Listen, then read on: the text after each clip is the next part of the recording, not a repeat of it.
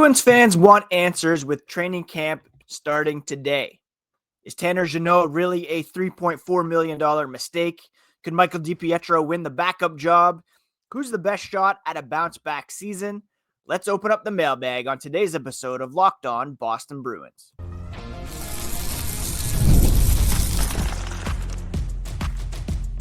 You're Locked On Bruins, your daily podcast on the Boston Bruins.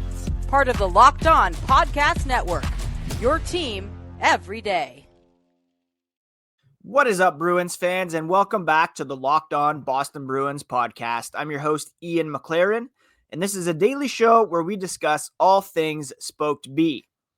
On today's episode, I am opening up the mailbag and answering some of your pressing questions heading into training camp, which is starting today.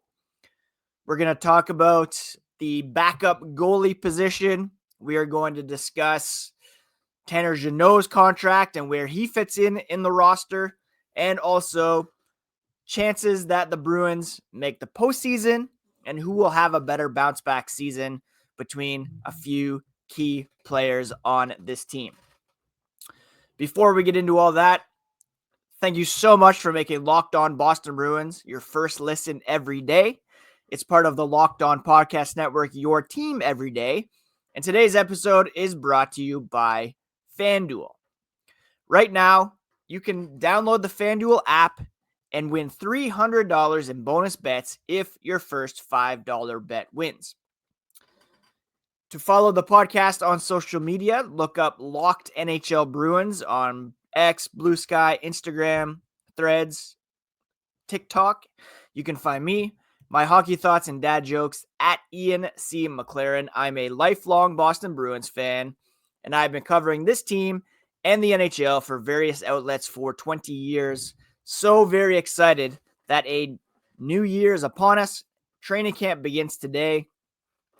Marco Sturm, Don Sweeney will be addressing the media here on Wednesday. Be sure to break down everything that we learned from them and all the takeaways from day one of training camp on tomorrow's episode. But for today, let's dive into the mailbag. All right, so let's begin with a couple questions with regards to the goaltending position. At Meatballs15 and at Denny Pratt 77 both had questions about Michael DiPietro bumping Joonas Korpisalo from the backup position. Meatballs asked, any chance the Bruins keep DiPietro and send Korpisalo to Providence? Denny Pratt asking, can DiPietro play well enough for the team to feel confident in him as number 2? And if Korpi can play well enough to gain interest from other teams. Now, I think there's a very good chance that the Bruins keep DiPietro and send Korpisalo to Providence. And the main reason for that is because in order to assign Michael DiPietro to the AHL, the Bruins have to place him on waivers. In fact, both DiPietro and Korpisalo have to be placed on waivers in order to be sent to the minors.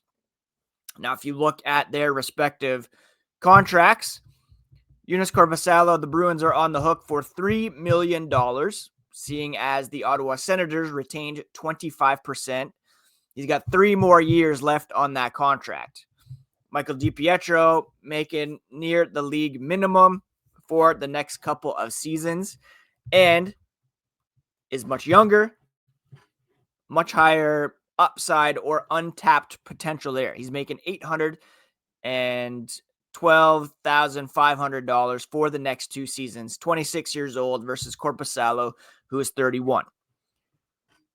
DiPietro is also the reigning AHL goalie of the year. So if you put a 26-year-old who's making 0.9% against the cap, the reigning AHL goalie of the year, the chances of him being scooped up off waivers are extremely high.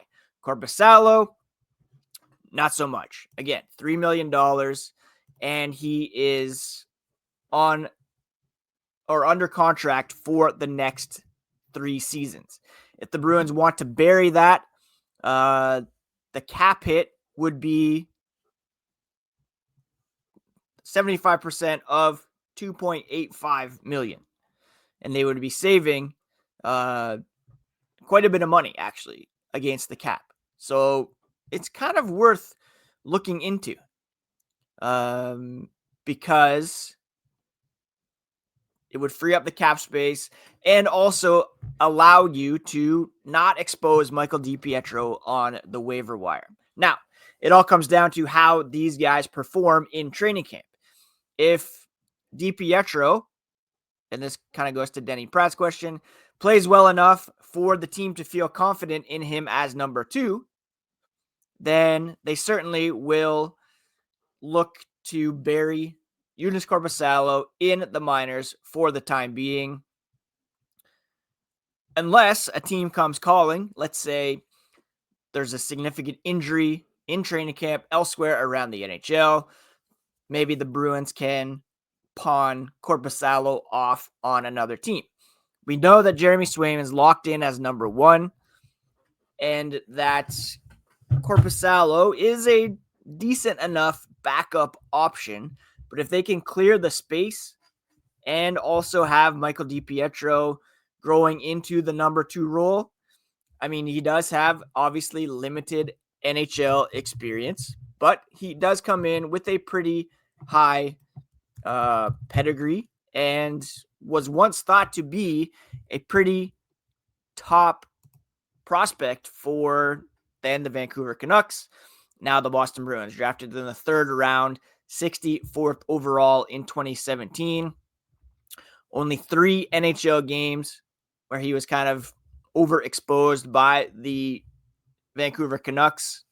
Did not fare very well, but again, reigning AHL goalie of the year and has played very, very well for the Providence Bruins over the last 2 seasons. Very much deserves a shot. If Korpisalo plays well enough, can he gain interest from other teams? I mean, it's possible, but he would have to, be above average for that to happen. He was well below average this past season. And so for me, the goaltending decision is pretty easy. You bury Korpisalo, recall him if necessary, or if DiPietro can't hang at the NHL level, you do not expose him, DiPietro, on the waiver wire, because the chances are a team like Edmonton, for example, would come in and gladly take him off their hands. Now, again, he was potentially a free agent. He sees a path to playing time here in Boston, and I don't think the Bruins would have just re-signed him in order to expose him so quickly. So that is the backup goaltending question that has been answered in my mind.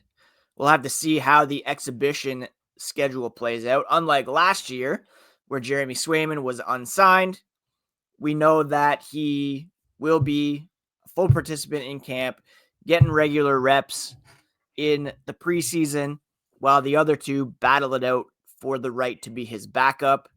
I think the Bruins have every right to feel confident in DiPietro, although, again, he doesn't have that NHL experience. Korpisalo, much more established, but it comes down to whether or not you're willing to expose DiPietro on the waiver wire. Perhaps the best asset management is to keep all 3 for now.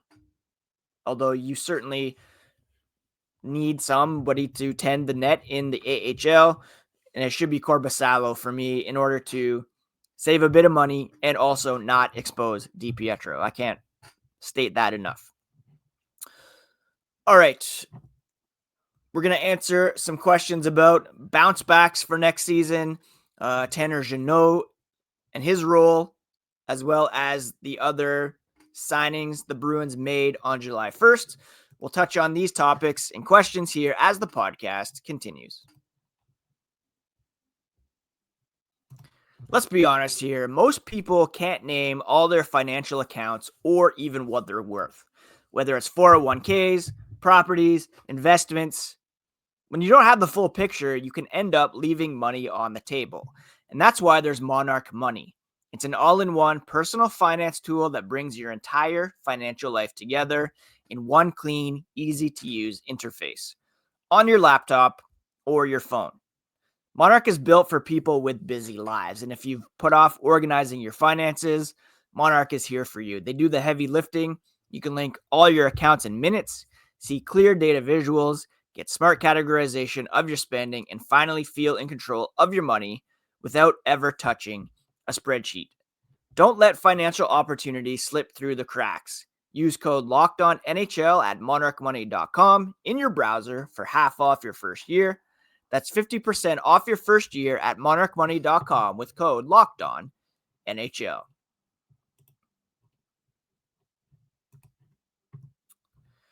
Our next question comes in via X from Danny Dester at BoSoxFan49. What are the chances that the Bruins make the postseason this year, and who will have a better bounce back season? Elias Lindholm, Jeremy Swayman, or Nikita Zadorov? I'll touch the second part first. I think when you're talking about bounce back, you have to talk about how far down you are bouncing back from. I think Nikita Zadorov started off tenuously with the Bruins. So many penalties, kind of finding his role, taking on maybe too much of the enforcer role, but really found his footing later on in the season. And I think a pairing of Zadorov, Henry Jokiharju could be pretty effective. Elias Lindholm, same thing. He was injured to begin the season, but got more comfortable as the year went on. And we saw him find that chemistry with Morgan Geekie and David Pastrnak. And so much so that he's pretty much penciled in as the number one center to start this season. So for bounce back ability, I think we're going to go with Swayman here because he had the biggest fall from regular expectations. We should have seen it coming, could have seen it coming, where he just had a poor season because of the long contract stalemate, missing camp, missing the exhibition schedule, not even being ready for the season opener. And that kind of put things on a down course all year long. He had sub 900 save percentage, well below his career average. I think now with a regular offseason, a renewed mindset, and a real motivation and mission to be a core player on this team, I think we're going to have a major bounce back season for Jeremy Swayman. Is he going to be in the Vezina conversation? Is he going to be top 5? Maybe not, but we're going to go back to believing in him as an elite goaltender.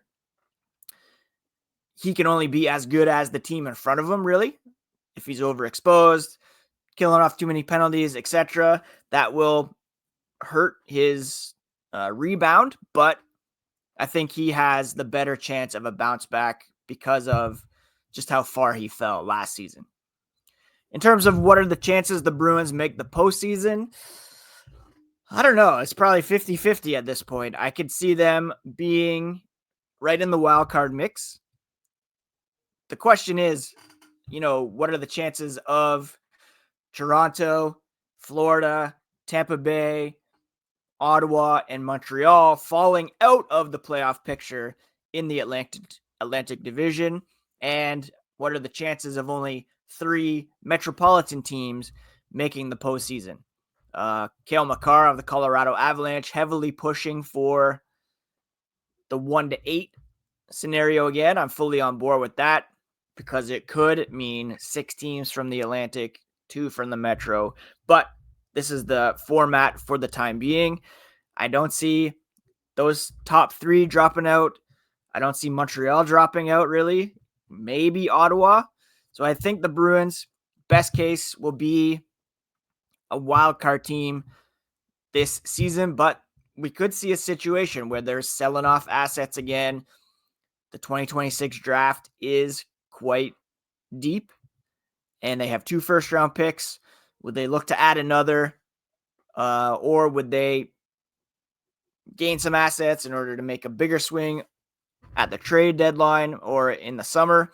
Who knows? But right now it's pretty much 50-50, but I think they'll be better than they were last season. And again, like I said a couple weeks ago, the 76.5 over under, I think, is easily going to be surpassed by the Bruins this season. At Archie_Rhodes writes, everyone has had a negative take about the Bruins offseason acquisitions. Outside of Tanner Jeannot, who we'll talk about in a minute, they're all short-term, cheap enough to bury in the AHL, and are the types of players other teams overpay for at the deadline if the Bruins are out. Thoughts? So I guess we're talking here about your Sean Kuralis, your Michael Eyssimont, to a certain extent, Matej Blumel, and Alex Steeves, Henry Jokiharju on the blue line, as well as Jordan Harris. Jokiharju was a 3-year commitment. Kuraly, Eyssimont, 2-year commitments. Actually, 2-year commitments for both. Yes, they are easily variable in the AHL. If you send Eyssimont down, for example, it's a $300,000 cap hit, savings of $1.15 million. This is via cap wages. If you send Sean Kuraly down, it's $700,000 cap hit, $1.15 million in savings. There is a ton of competition down in the bottom 6. Marat Husnudinov, John Beecher, Alex Steeves, maybe even Jeffrey Viel, Matt Poitras, Fraser Minton, Tanner Jeannot, Mark Kastelik. The Bruins have, 10 forwards who could potentially play in that bottom 6.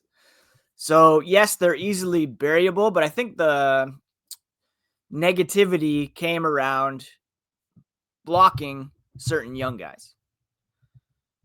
But the reality is, and Don Sweeney has said it, Marco Sturm has said it, competition in training camp is wide open. And I don't think the Bruins, if a Minton, like I said yesterday, leads the team in exhibition scoring, or Fabian Lysell proves that he can stick with the Bruins, I don't think they will say, well, no, you guys have to go down because Michael Eyssimont is in the mix, or because we have to play Sean Kuraly every night, 10 minutes a night. Like, there is opportunity for guys to prove that they belong, prove that they should be NHL players. I think the negativity wasn't so much about those contracts in and of themselves, and I think Blumel and Steeves actually were pretty smart wagers. It's that Eyssimont and Kuraly are potentially roadblocking some of the younger guys when you already had, Mark Kastelik in the mix. You already had John Beecher that you decided to re-sign, Marat Husnudinov, and then going above and beyond and signing Tanner Jeannot. That leads us to our final question, which comes from Boss Unofficial GM. Baffled at the Jeannot deal. Fine player, but $3.4 million for a fourth line winger is egregious. Do they see him as something more? A third line left winger with a young Poitras, or maybe even Hagens later this season or next year? I mean, if you're promoting or bringing James Hagens into the mix, I don't think you stick him with a guy like Tanner Jeannot, with all due respect. I think they do see him as something more than a fourth line winger. A third, paying a guy $3.4 million to play on the fourth line would indeed be egregious, and it could very well happen. It's kind of baffling because you already had Mark Kastelik, who's effectively similar to Tanner Jeannot, who's making $1.56 million, 1.6% of the cap, while Jeannot 3.6% of the cap. And he's 2 years older as well. So clearly they see something more in him. I think they do see the physical edge that he brings to the table, the hard hitting, face punching. But I also think they do believe he can rediscover some of the scoring touch that he showed in his rookie year, where he, just baffled everybody by coming out with 24 goals in his rookie season for the Nashville Predators. Now, of course, that was a bit of an outlier, as he's never come close to reaching that level again. And indeed, he had a shooting percentage of 19.4 that season. 24 goals on however many he did. He was averaging 16 minutes a night that season, though. So he was getting opportunities. He did have a couple of power play goals. He did have a power play goal for the Tampa Bay Lightning in 23-24. 7 goals, 6 assists in 67 games. Injuries have been an issue, but if they can get the 2021-22 version of Tanner Jeannot, where he's playing 81 games, averaging 16 minutes a night, 24 goals, and 130 penalty minutes, that's the kind of guy who could make a bit of a difference, but primarily on the third line, maybe with, pair him with Fraser Minton and Marat Husnudinov, or Matej Blumel, maybe even Fabian Lysell. The Bruins clearly saw something. I don't know who they were bidding against to go with that term or with that level of commitment in terms of finances, but clearly they see something. And as I predicted yesterday, I think he's going to be a bit of a fan favorite for the Boston Bruins this year. All right, that's it for the mailbag. Thank you so much for sending those questions in. Coming up, we're going to announce today's Bruin of the Day, and it's a guy who both played for the team and has been recently promoted to a pretty high-level position within the organization.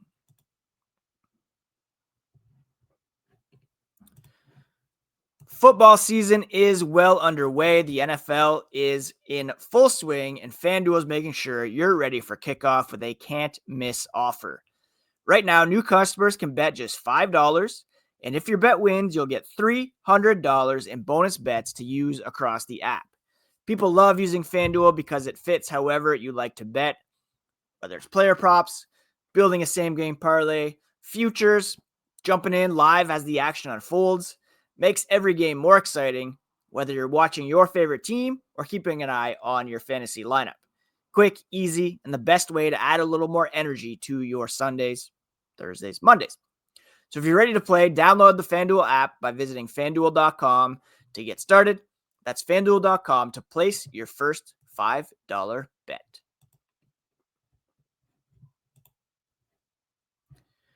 Today's Bruin of the Day is a former Bruin, a current Bruins employee, and a former guest on Locked On Boston Bruins.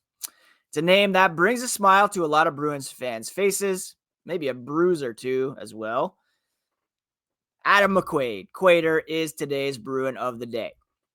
Now, we all remember he was drafted 55th overall by Columbus in 2005, became a true Bruin after being traded to the team. And we all know kind of the backstory behind his particular draft pick, where that pick became basically Jamie Benn, if I recall properly. Let me just pull that up here. Right. The Blue Jackets traded the pick that became Jamie Benn to the Dallas Stars after acquiring it from the Boston Bruins in exchange for defenseman Adam McQuaid. They received McQuaid for a 5th-round pick, which was traded to Dallas and then used to select Jamie Benn. So Would the Bruins have been better off using that pick? Who knows? But Adam McQuaid became a fan favorite, an enforcer, a protector, embodied the team's toughness in the late 2000s and 2010s. He scored a huge game-winning goal in the 2013 Eastern Conference Final versus Pittsburgh, helping the team reach the Cup Final. 2011 Stanley Cup champion Pierre Maguire famously called him one tough hombre during that run. He battled some injuries, including a freak concussion where he tripped over his suitcase during the Olympic break. He had a broken fibula, illnesses along the way, always fought his way back and played 9 straight seasons with Boston before being traded in 2018. He retired in 2021 after 12 seasons with the Bruins. The Rangers ended with the Columbus Blue Jackets, and he returned to Boston as player development coordinator in 2021.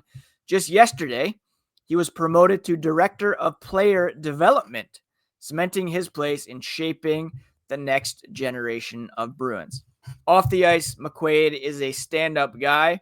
I know for a fact he's a man of faith, which means different things to different people, but you can tell he has a kindness to him, integrity, and also a guy who can relate to younger players trying to make their mark in the NHL. Adam McQuaid may never have been the flashiest player, but he was pure Bruins.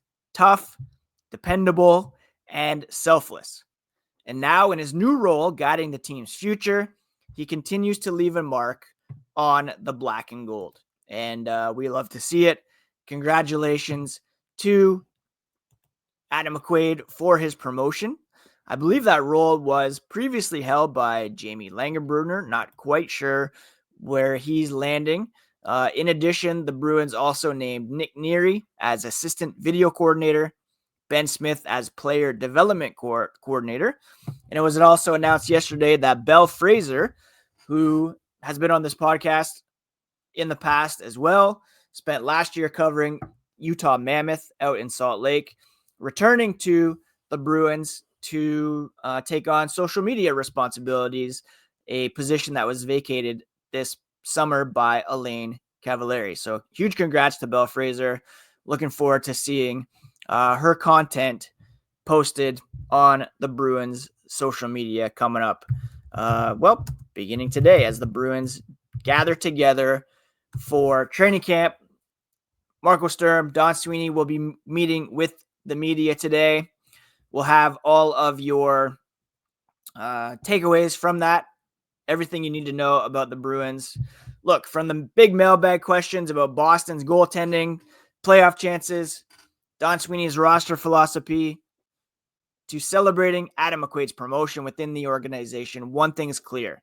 The Bruins are still balancing toughness, development, and the future, and we'll keep breaking it down as camp rolls on right here on Locked On Boston Bruins. Please do check out the Locked On NHL podcast next. League-wide stories from our local experts. Local coverage you love from Locked On. You can find it on YouTube or wherever you listen to podcasts. Please do subscribe to Locked On Boston Bruins if you have not already. You can do so on your favorite podcast app and on YouTube. Please hit that like button, rate and review. And thank you all for making Locked On Bruins part of your daily routine. Please do take care of yourselves, take care of each other, and we'll talk to you again here on the next episode of Locked On Boston Bruins, part of the Locked On Podcast Network, your team every day. Special shout out to you everydayers.